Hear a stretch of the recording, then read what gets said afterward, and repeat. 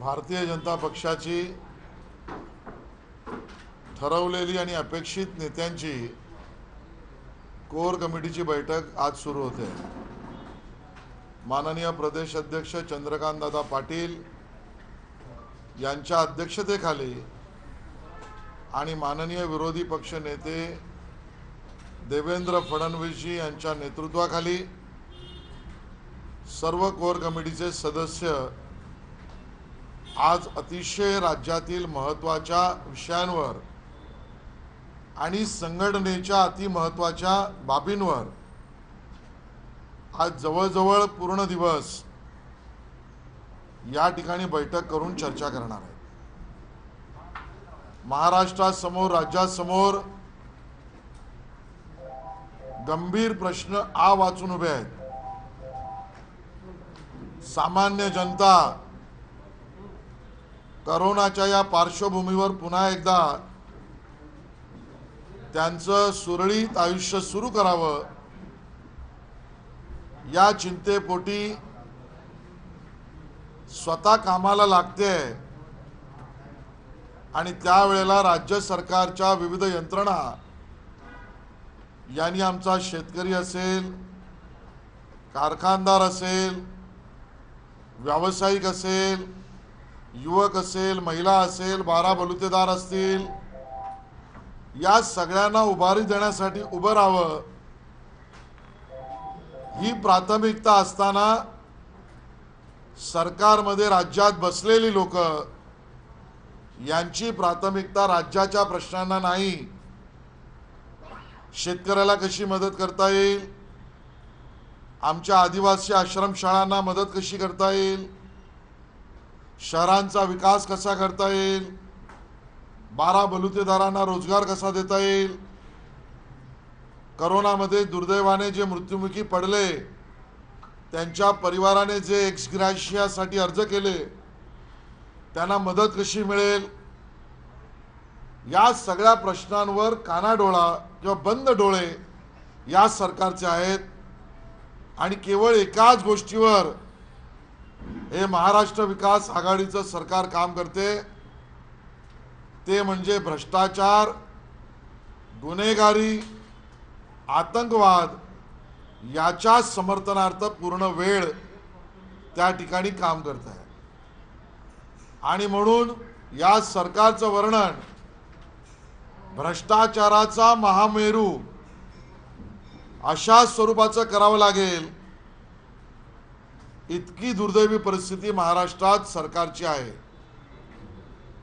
भारतीय जनता पार्टीने ठरवलंय, माननीय मोदीजींच्या नेतृत्वात 2014 पासून आम्ही जनतेला वचन दिलंय, ना खाऊंगा ना खाने दूंगा।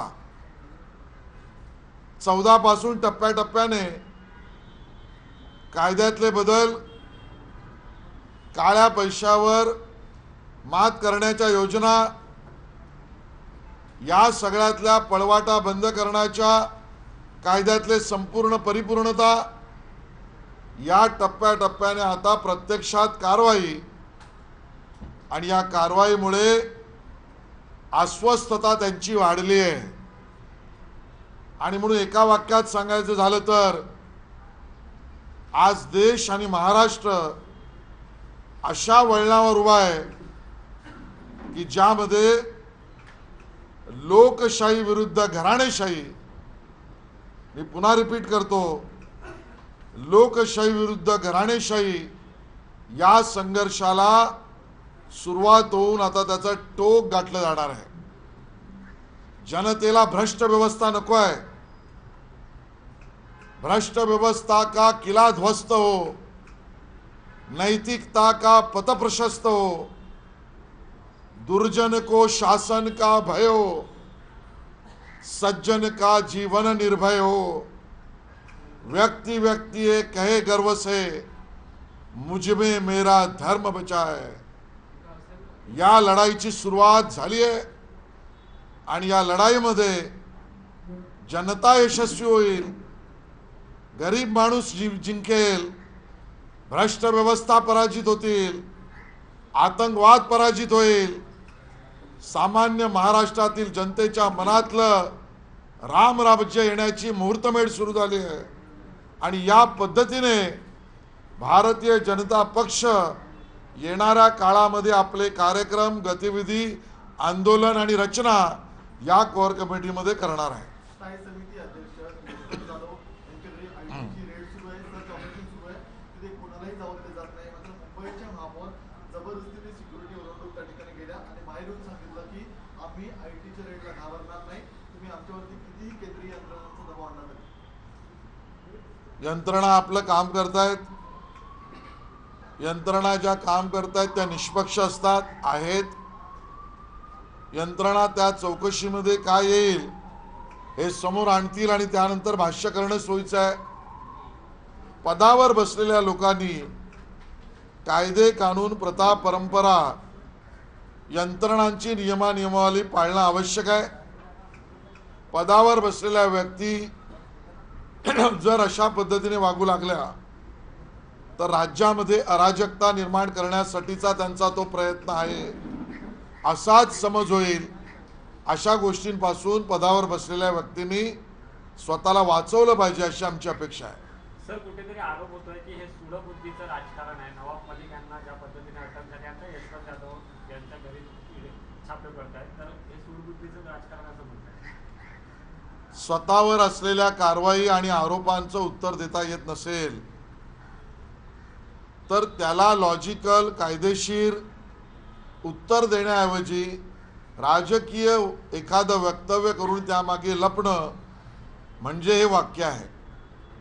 आणि खरंच जर सूडबुद्धीची चिंता असेल तर न्यायालय उघडी आहेत. न्यायालयाने आजपर्यंत निष्पक्ष भूमिका घेऊन याच राज्यातील काही नेत्यांना जे संरक्षण हवंय ते दिलंय आणि म्हणून न्यायालयासमोर सुद्धा आम्ही जाऊ शकणार नाही, कारण आम्हाला मांडण्यासारखं काही नाही. मग जनतेला भ्रमिष्ट करण्याचा प्रयत्न करावा, हा प्रयत्न म्हणजे ही वाक्य आहे. सूडबुद्धी कशाला म्हणतात हे जर राज्यातील जनतेला माहिती हवं असेल तर ते शिवसेनेने, राष्ट्रवादीने दाखवलंय. केंद्रीय मंत्री प्रेस कॉन्फरन्समध्ये एक वाक्य बोलला तर तो केंद्रीय मंत्री असला तरी राज्यातलं पोलीस त्यांना मुसक्या मारून अटक करण्याचा प्रयत्न करते. सूडबुद्धी ह्याला म्हणतात. वर्तमानपत्रांच्या निष्पक्षतेला प्रश्न कोणीच लावला नाही, पण एक संपादक राज्य सरकारवर टीका करतात.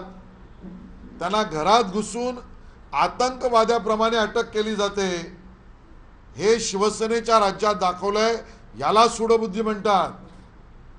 एखादा नेव्हीचा माजी अधिकारी एखादा व्हॉट्सअप सर्क्युलेट करतो म्हणून त्याच्या घरात घुसून त्याचा डोळा फोडला जातो.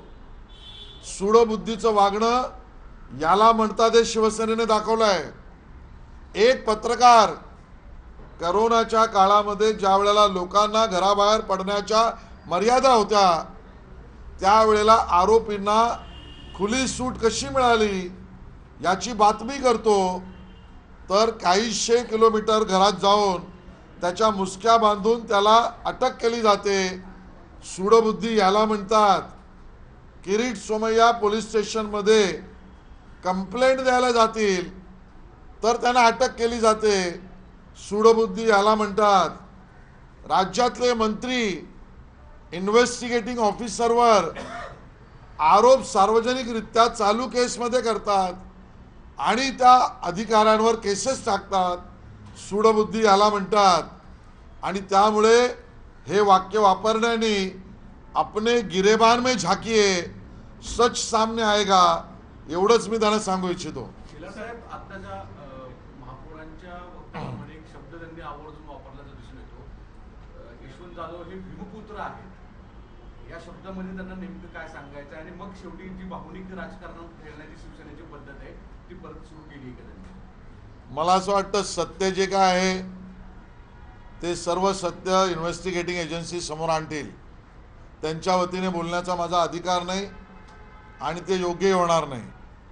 पण जर कारवाई मुंबई महानगरपालिकेतल्या घोटाळ्याची झाली असेल तर 46,000 कोटी रुपये ज्या अर्थसंकल्पातले खर्च होतात तो कर भूमिपुत्रांनीच दिलाय. भूमिपुत्रांनीच त्याचा हिशोब मागितलाय. भूमिपुत्रांच्या पैशावर तुमचे चिमले उभे राहिले आहेत.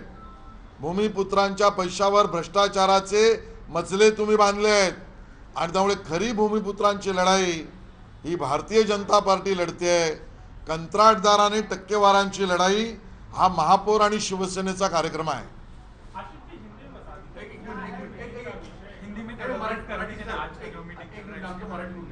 सर 2 दिवस झाला भुजबळांचा जो दावा आहे पीएमएल ऍक्टच्या संदर्भामध्ये की संबंधित कायदा हा नवमलिकांना लागणार नाही, तर नेमकं काय होईल मग या प्रकरणात? तुमचं काय म्हणणं आहे? सन्माननीय भुजबळ साहेब अजूनही न्यायाधीशाच्या भूमिकेत नाहीत. त्यांनी गव्हर्नमेंट लॉ कॉलेजमध्ये अभ्यास करायला हरकत नाही. किंबहुना हवी असेल तर भारतीय जनता पार्टी त्यांना स्कॉलरशिप पण देईल. कायदा सुस्पष्ट आहे. किंबहुना या विषयावर नवाब मलिक यांच्या वकिलांनी न्यायाधीशासमोर ही बाजूही मांडली आहे. न्यायाधीशाने त्यातली सुस्पष्टता आणली आहे आणि ती सुस्पष्टता खूप क्लिअर आहे. ज्या मालमत्ता दाऊदच्या बहिणी हसीना पारकरने घेतल्या त्या मालमत्ता नवाब मलिक यांनी खरेदी केल्या. नवाब मलिक त्या मालमत्तेवर आजही बसले आहेत. ते त्याचा उपभोग आजही घेत आहेत. त्याची मालकी ते आजही सांगतायत. त्या मालमत्तांचा विनियोग नवाब मलिक यांच्या इन्कम टॅक्स रिटर्नमध्ये कदाचित आजही असेल. त्यामुळे ही सततच्या मालमत्तेची प्रक्रिया आहे. ही कंटिन्युइंग ऑफेन्स आहे आणि त्यामुळे जी मालमत्ता आजही नवाब मलिकांच्या नावावर विनियोगासाठी उपभोगासाठी आहे त्या मालमत्तेत आजच्या कायद्याप्रमाणे गुन्हा बनतो. हे केवळ मी म्हणत नाही, न्यायाधीशांनी सांगितलंय. आणि म्हणून जनतेत विपर्यास करण्याचा प्रयत्न भुजबळ साहेब करू नका. सत्य जेव्हा मांडता येत नाही त्यावेळेला विपर्यासाचा सहारा घ्यायला लागतो. माझी तुम्हाला नम्र विनंती आहे, गव्हर्नमेंट लॉ कॉलेजमध्ये आपण स्वतःला एनरोल करा. हवी असेल तर तुमची स्कॉलरशिप भाजप भरेल. आज भारतीय जनता पार्टी की प्रदेश इकाई की कोर कमेटी की महत्वपूर्ण बैठक है. ये बैठक हमारी नियमित प्रक्रिया का भाग है. लेकिन आज महाराष्ट्र जिन बातों के कारण दुर्भाग्य से देश में जाना जा रहा है उसकी भारतीय जनता पार्टी महाराष्ट्र यूनिट को चिंता है. ये महाराष्ट्र सुखी संपन्न समृद्ध विकसित महाराष्ट्र इस नाते दुनिया में जाना जाता है. लेकिन महाराष्ट्र विकास आघाड़ी के सरकार ने इस महाराष्ट्र का परिचय पूरे दुनिया में और देश में भ्रष्ट मंत्री, आतंकवादियों को समर्थन देने वाले मंत्री और भ्रष्ट व्यवस्था के वाहक इस नाते दुर्भाग्य से करने का काम किया है. और इसके कारण जो विषय जो समस्याएं महाराष्ट्र के सामने है, हमारे किसानों की हालत आज भी खस्ता है. हमारे जवानों को रोजगार देने के नए उपक्रम नहीं बन रहे. महिलाओं के अत्याचार बढ़ रहे. हमारे विद्यार्थियों की परीक्षाओं की व्यवस्था ठीक नहीं चल रही है. हमारे ओबीसी और मराठा समाज को आरक्षण से वंचित किया जा रहा है. हमारे गरीब पीड़ित समाज को, वो आदिवासी हो या दलित, इनकी योजनाओं में खंड पड़ गया है. ये सभी समस्याओं को महाराष्ट्र की सरकार बिल्कुल ध्यान नहीं दे रही. बजाय उसके सिर्फ भ्रष्ट मंत्री, आतंकवादी व्यवस्था को चलाने वाले दाऊद के गुंडे और दाऊद के हस्तक, इनको संरक्षित करने का कार्यक्रम शिवसेना, राष्ट्रवादी कांग्रेस और कांग्रेस के लोग कर रहे हैं. भारतीय जनता पार्टी आने वाले समय पर महाराष्ट्र की जनता को न्याय देने के लिए और इस भ्रष्ट व्यवस्था को उखाड़ कर फेंकने के लिए संगठनात्मक रचना, आंदोलन, आयोजन और कार्यक्रम, इसकी चर्चा करने के लिए आज इकट्ठा हुए। हमारी बात और हमारा नारा स्पष्ट है, भ्रष्ट व्यवस्था का किला ध्वस्त हो, नैतिकता का पथ प्रशस्त हो, दुर्जन को शासन का भय हो, सज्जन का जीवन निर्भय हो, व्यक्ति व्यक्ति ये कहे गर्व से मुझ में मेरा धर्म बचाए। माननीय मोदी जी के नेतृत्व में ना खाऊंगा ना खाने दूंगा, ये लड़ाई तेज हो चुकी है।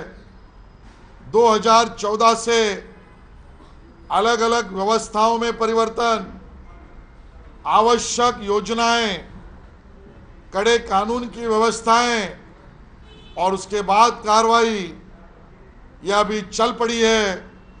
महाराष्ट्र में परिवारवाद विरुद्ध लोकशाहीवाद, डेमोक्रेसी वर्सेस फैमिली पार्टी, इसका युद्ध अभी छिड़ चुका है और इस युद्ध में अंतिमतः महाराष्ट्र की जनता जीतेगी, भ्रष्ट व्यवस्था खत्म होगी, सामान्य व्यक्ति का आवाज बुलंद होगा, आतंकवादियों का आवाज खत्म होगा। इस प्रकार की लड़ाई हम तेज करेंगे और उसकी चर्चा के लिए आज की बैठक है।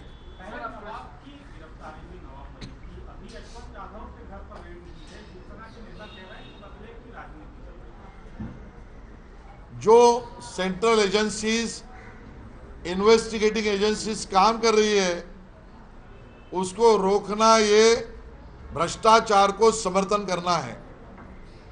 अगर कोई एजेंसी निष्पक्ष काम कर रही है, उस पर अगर दरवाजे खटखटाने हैं तो न्यायालय के दरवाजे खुले हैं। महाराष्ट्र में भी ऐसे नेताओं ने दरवाजे खटखटाए और उनको, कई लोगों को इस पर न्यायालय से आदेश भी मिले हैं। लेकिन आतंकवादी व्यवस्था में चलने वाले लोग, दाऊद के हस्तक, दाऊद की बहन की प्रॉपर्टी को हजम करना, ऐसे आरोप जिनके ऊपर है, उनके समर्थन में अगर महाराष्ट्र के मंत्री उतरते हैं तो मैं तो मानता हूं, जो शपथ उन्होंने महाराष्ट्र की जनता को संरक्षित और न्याय देने के लिए है, उसका उन्होंने भंग किया है। और इस प्रकार का काम पद पर बैठे हुए लोगों ने नहीं करना चाहिए, भले वो मेयर हो या मंत्री हो। ये भ्रष्टाचार को समर्थन का काम करने से आप बचे, ऐसा हमारा उनको निवेदन है। जयंत पाटील म्हणतात की जर अशाच पद्धतीने मंत्र्यांवर कारवाई जर होत असेल तर एक अशी आहे की आम्हाला तुरुंगातच स्क्रीन लावावी लागेल, तिथून कॅबिनेटची बैठक करावी लागेल। त्याच्या पलीकडे जाऊन अजून एक शब्द जोडतो की ते जरी सूटबुद्धीने कारवाई करत असतील तरी आम्ही तसं करणार नाही। महाविकास आघाडीवर एक संघ आहे आणि निवडणुका जवळ आला की भाजप अशा पद्धतीने कारवाईला सुरुवात करते। मला असं वाटतं की जयंत पाटील हे ज्यांचं वक्तव्य आहे ते त्यांच्या असलेल्या न्यूनगंडापोटी आहे। कर नाही त्याला डर कशाला, मी खीर खाल्ली तर बुड घागरी, अशा स्वरूपाचं निर्मळ आयुष्य असलं पाहिजे। आणि म्हणून जर भ्रष्टाचार केला असेल तर तुम्हाला यंत्रणांच्या समोर जावं लागेल। सूडबुद्धीने कारवाई करणे केंद्राचं राजनीती नव्हे। केंद्रीय मंत्र्यांना अटक करण्याचे धंदे जयंत पाटील तुमचे, विरोधी पक्ष नेत्यांवर खोटे गुन्हे दाखल करणे किंवा करण्याचा प्रयत्न करणे, हे धंदे तुमचे।